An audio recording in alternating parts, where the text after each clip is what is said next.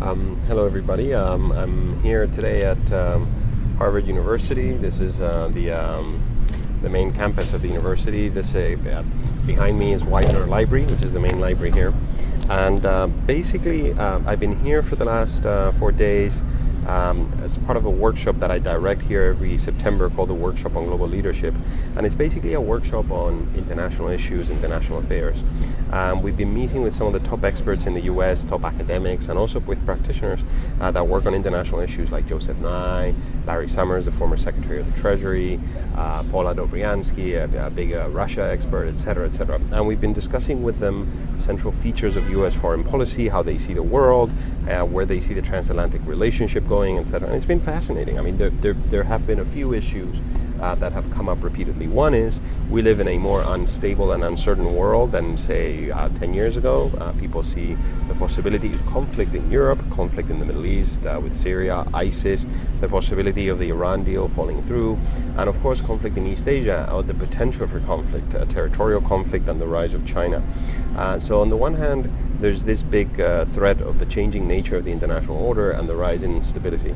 The second feature is the rise of populism, and this has now been central as a piece of part of the analysis of foreign affairs, which is fascinating because if you think about it, this is a domestic development that is now so significant that it has foreign policy and global implications, because populists are now threatening to erode the liberal order through the erosion of alliances of the UN system and many others, the global trading regime, etc., etc.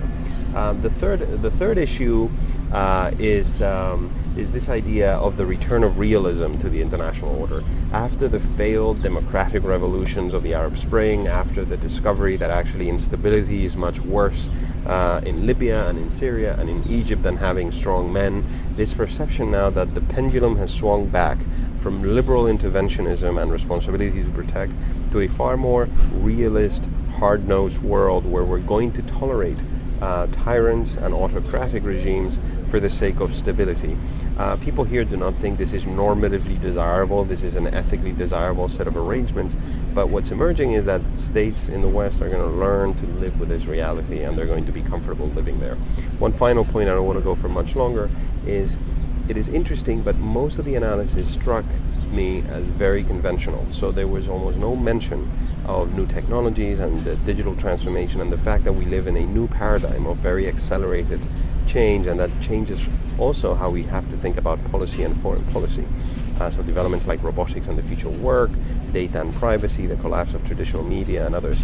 So I think US academia is still a little bit behind the curve when it comes to understanding the changing nature of our world. But thank you, and I leave you with a little bit of the Harvard Yard and the Harvard campus, which is a wonderful place. Bye-bye.